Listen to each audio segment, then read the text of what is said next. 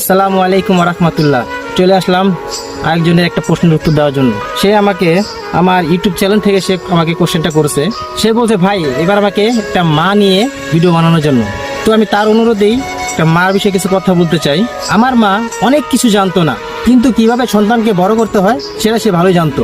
মা শিক্ষিত ছিল না, কিন্তু জানতো রাত জেগে ছেলের মাথায় জল রাখতে হয়, জানতো নিজে না খেয়ে নিজের সন্তানের মুখে কিভাবে খাবার তুলে দিতে হয়।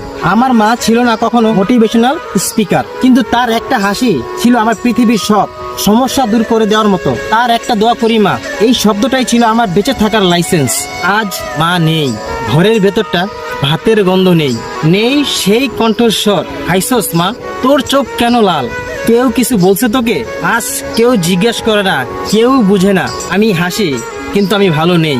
আজ আমি বড় হয়েছি, কিন্তু আমার ভিতরের ছোট্ট ছেলেটা এখনো কাঁদে, শুধু একবার মা বলে জড়িয়ে ধরতে চায়। মা, তুই এত তাড়াতাড়ি চলে গেলি কেন?